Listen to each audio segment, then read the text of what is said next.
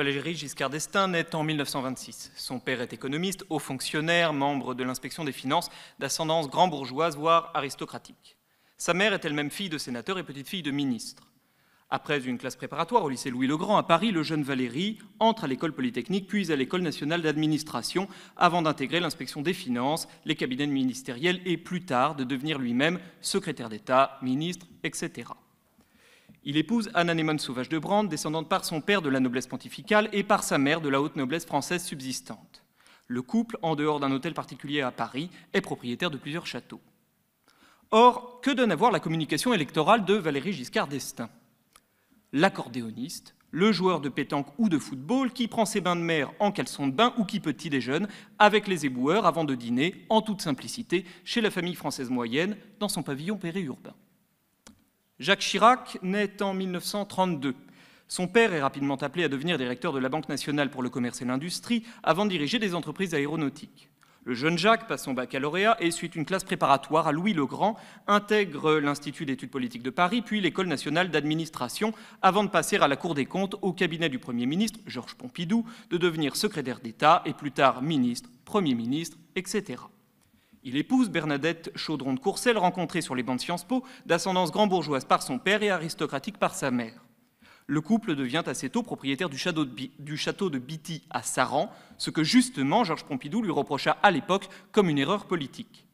Et il semble que Jacques Chirac ait retenu la leçon, tant il est vrai qu'on retient de lui l'image d'un homme au goût simple, les pommes, la bière Corona, un homme de la ruralité à tu et à toi avec les éleveurs de Corrèze ou du salon de l'agriculture et capable de s'encanailler, clope au bec, au comptoir d'un troquet, comme de sauter les tourniquets du métro parisien en toute décontraction. Ce phénomène est loin d'être anecdotique et sa fréquence tend même à en faire une règle politique tacite. Tout candidat à une élection nationale, s'il appartient aux catégories socio-professionnelles dominantes, doit, tant que possible, s'affranchir des effets distinctifs, surplombants, discriminants de sa culture d'appartenance, celle que la sociologie bourdieusienne appelle culture légitime. Il doit mettre en avant des pratiques, des goûts, des manières d'être et de parler, une exis habituellement associée aux membres des catégories populaires stabilisées. En résumé, pour être élu, il faut savoir faire peuple. Mais attention, faire peuple, ce n'est pas être peuple.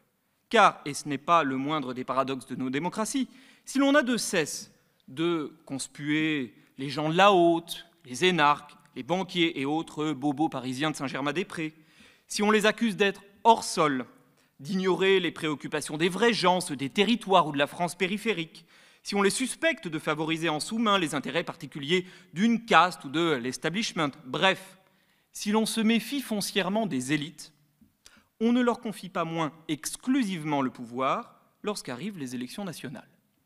Mieux ou pire, l'on déconsidère alors les rares candidatures d'ouvriers ou d'employés subalternes en les estimant peu sérieuses, et l'on se moque, voire l'on se scandalise, si d'aventure ceux-ci manifestent quelques signes de leur appartenance au vulgaire, comme par exemple un t-shirt à un débat présidentiel. Et cette règle étonnante ne semble pas souffrir d'exception, même avec les chefs de file des mouvements politiques identifiés comme populistes, dont l'un des traits saillants serait pourtant un anti-élitisme affirmé. Marine Le Pen, Boris Johnson, Donald Trump appartiennent aux élites professionnelles et économiques, ce qui n'empêcha pas ce dernier de déclarer à un meeting de campagne en 2016, je le cite, « D'une certaine façon, je me considère comme un ouvrier ». Alors que penser de tout cela ? On pourrait croire qu'on assiste ici à une dérive très contemporaine et au fond assez perverse des régimes démocratiques. Mais une telle idée est tout à fait contestable. Dès 1748, dans De l'esprit des lois, Montesquieu rend déjà compte de cette tendance qu'il fait même, lui, remonter à l'Antiquité. Je cite Montesquieu, c'est au livre 2, chapitre 2. « On sait qu'à Rome, quoique le peuple se fût donné le droit d'élever aux charges les plébéiens, il ne pouvait se résoudre à les élire, et quoiqu'à Athènes, on put, par la loi d'Aristide, tirer les magistrats de toutes les classes, il n'arriva jamais que le bas peuple demandât celle qui pouvait intéresser son salut ou sa gloire. » Sauf que Montesquieu estime, lui, qu'il n'y a là, en réalité, ni paradoxe, ni perversion. En effet, explique-t-il, dans un régime démocratique, s'il doit appartenir au peuple encore la puissance souveraine, Il ne convient pas pour autant que ses membres moyens mènent les affaires de l'État.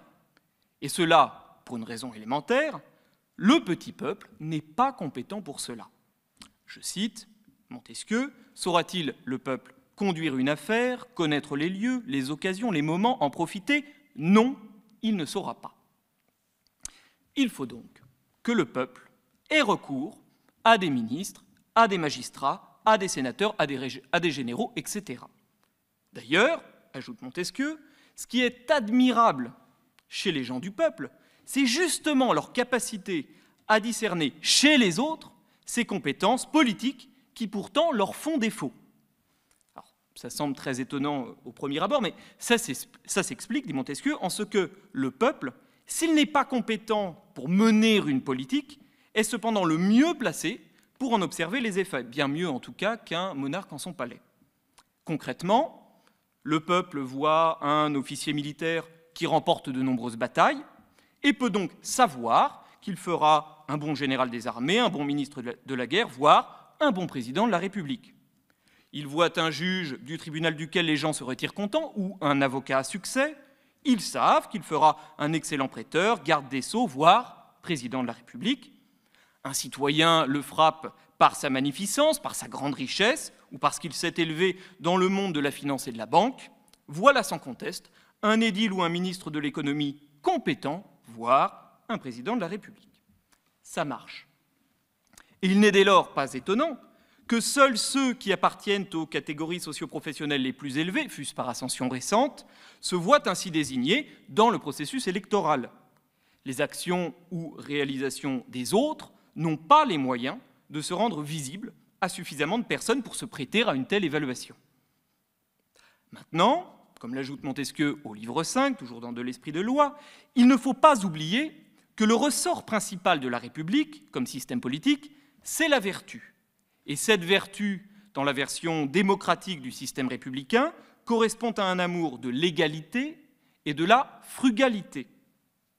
Aussi, faudra-t-il à l'aspirant suprême magistrat faire mine de se détacher de ses succès, ceux qui lui sont simultanément nécessaires pour être reconnu compétent.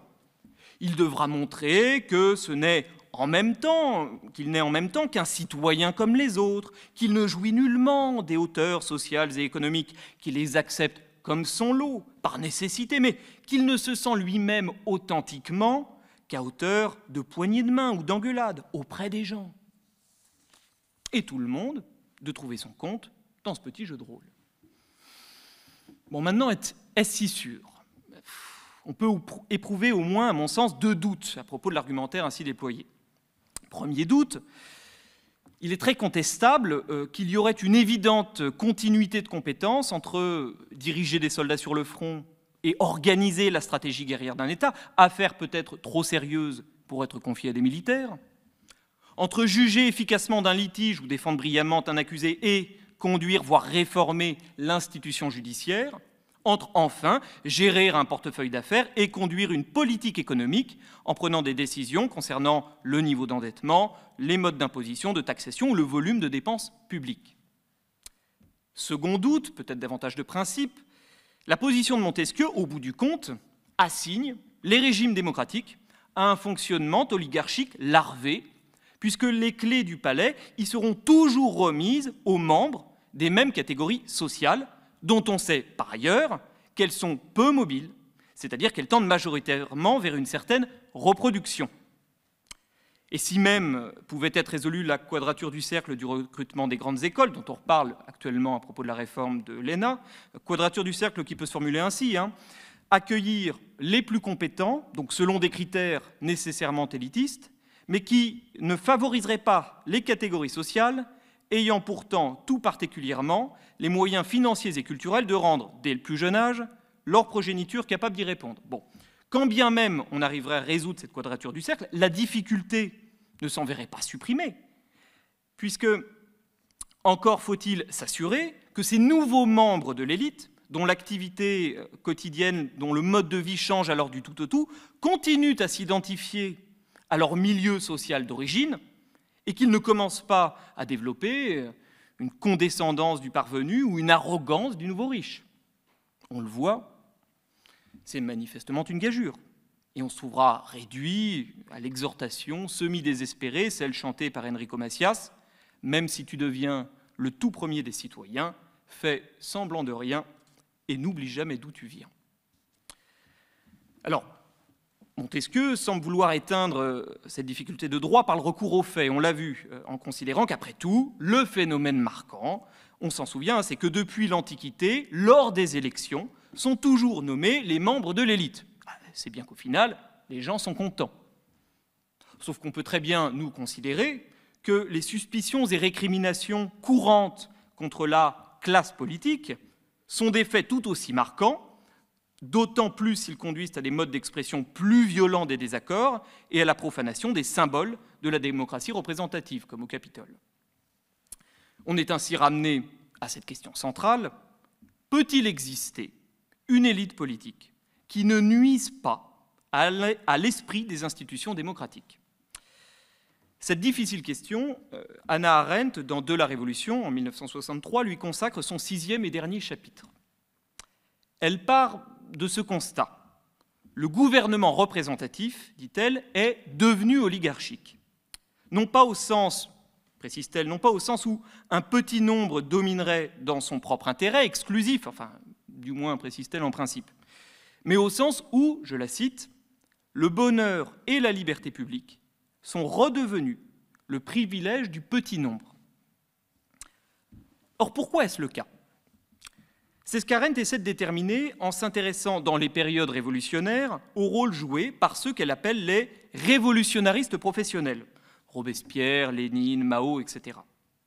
Révolutionnaristes professionnels qui sont à la tête de partis qui existent le plus souvent avant la Révolution elle-même. Leur rôle, dit-elle, n'est généralement pas de faire la révolution, mais d'accéder au pouvoir une fois que celle-ci a éclaté. Et s'ils y parviennent, ce n'est pas parce qu'ils disposeraient d'un corpus théorique solide, reconnu, ou parce qu'ils auraient pu stratégiquement s'organiser pour mieux gouverner. Non, non. C'est parce que, je la cite à nouveau, leurs noms sont les seuls connus du public parmi ceux qui ne se sont pas compromis avec la précédente gouvernance. Or, observe Hannah Arendt, à chaque fois, ces révolutionnaristes professionnels chercheront à instaurer une séparation nette entre, d'un côté, les experts du parti, ceux qui savent et doivent diriger, et, de l'autre, les masses populaires censées appliquer leurs directives. C'est la fonction principale, dit-elle, du parti politique moderne. Le parti politique moderne est, je cite, une institution destinée à fournir à un régime parlementaire le soutien requis des citoyens. Et c'est pour cette raison que la fondation d'un parti ne consiste en rien d'autre qu'en l'acte de désignation d'un candidat à un poste électif, en quoi on voit que nous ne sommes nullement sortis de l'ère des partis, quand bien même aujourd'hui on préfère parler de mouvement. En ce qu'ils disposent, ces partis, du monopole dans ce type de désignation, ces partis, je cite à nouveau, ne peuvent être considérés comme des organes du peuple, mais constituent au contraire les instruments très efficaces grâce auxquels on réduit et on contrôle le pouvoir du peuple. Si le principe démocratique demeure, c'est le vote du peuple qui, seul, peut servir d'appui, l'action politique, elle, reste le monopole de l'élite gouvernante. Alors bon, on pourrait considérer qu'après tout, c'est pas si embêtant. En invoquant un dernier fait historique, après tout, on n'a jamais connu un peuple se gouvernant lui-même sans que ça tourne au désordre de mouvements instables, à ce que De Gaulle appelait la chienlit, voire une violence destructrice et au chaos. Sauf que cet argument, répond Arendt, procède d'une identification fallacieuse du peuple à une masse agitée d'humeurs changeantes, versatile, sans capacité rationnelle et donc inapte à la gouvernance. Or, la masse, ce n'est le mode d'être ni nécessaire, ni même premier du peuple au sein d'une démocratie. Ce que les révolutions ont historiquement permis de découvrir, ce ne sont pas les humeurs de la masse, capables déjà, dans les périodes précédentes, dans les siècles précédents, de s'exprimer par soubresaut dans les insurrections populaires, dans les jacqueries. Ce que les révolutions ont révélé comme pierre de touche de tout système politique, de toute reconnaissance d'une autorité politique. C'est l'opinion. Alors qu'est-ce que l'opinion? L'opinion, ce n'est pas les intérêts qui sont nécessairement partiels et donc partiaux, donc toujours liés à des groupes particuliers, quand bien même ces groupes seraient majoritaires. L'opinion, les opinions, le pluriel a son importance, on pourra y revenir, je cite, « n'appartiennent jamais à des groupes, mais exclusivement à des individus qui exercent leur raison calmement et librement, et aucune masse, qu'elle représente une partie ou la totalité de la société, ne sera jamais capable de former une opinion. Les opinions naîtront partout où les hommes communiqueront librement entre eux et jouiront du droit de rendre publiques leurs idées. » C'est cet impératif de ce que Arendt appelle un tamisage, une purification par la discussion libre et publique, le débat, discussion libre et publique dans laquelle les idées se forgent par l'échange, par la confrontation, avec un objectif de dépassement des divergences, pour éviter toute polarisation radicale. Donc c'est cet impératif-là de tamisage qui fait la spécificité, dit Arendt, des opinions.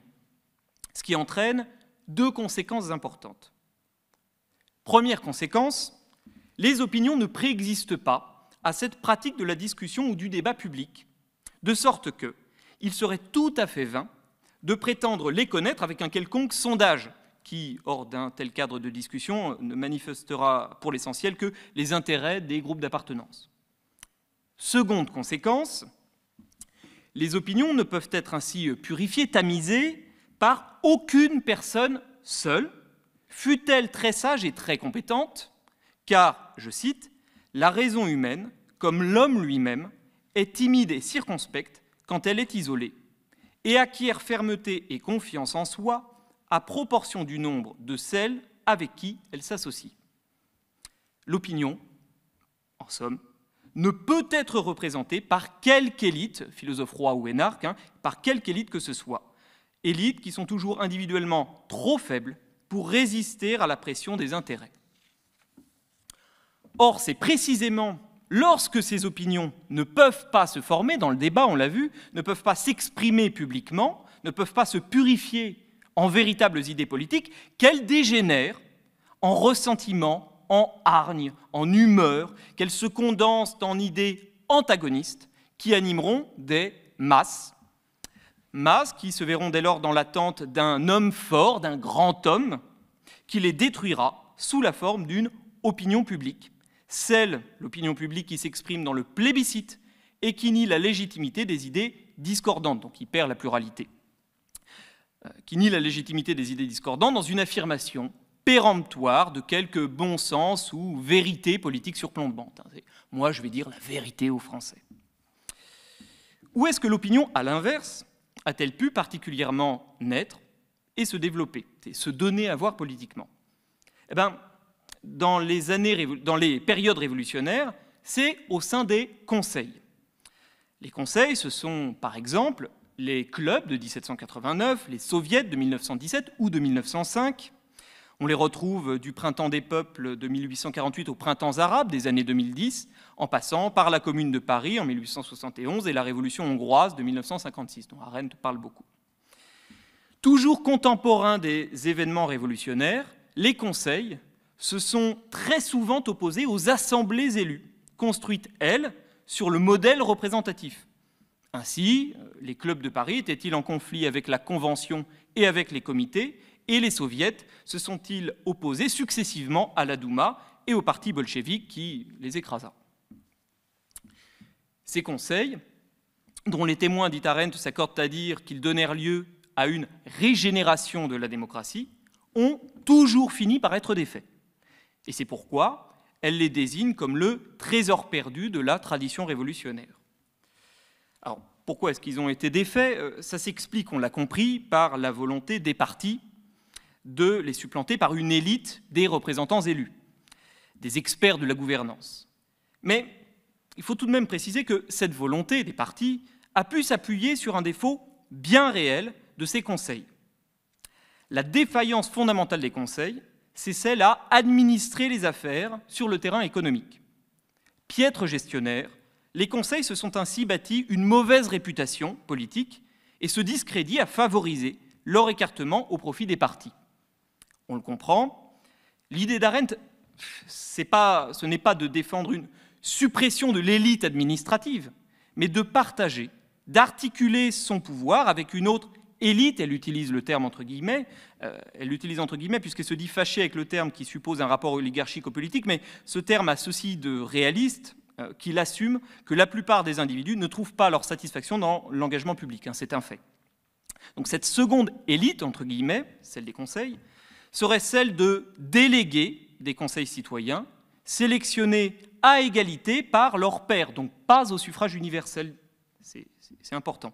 Et sélectionnés du fait de quoi? Du fait de leur engagement dans l'entreprise commune, de leur sens de l'initiative et du dialogue, de la confiance qu'ils inspirent à leurs pairs. Bref, ils seront sélectionnés sur des qualités d'hommes d'État, d'hommes politiques au sens positif, de ceux qui ont le goût et trouvent leur bonheur dans la chose publique davantage que dans la recherche de la satisfaction privée. En d'autres termes, à rebours d'une certaine tradition saint-simonienne, l'enjeu central pour vivifier le système politique serait de séparer et d'articuler le gouvernement des hommes et l'administration des choses. L'intendance ne doit ni suivre ni mener.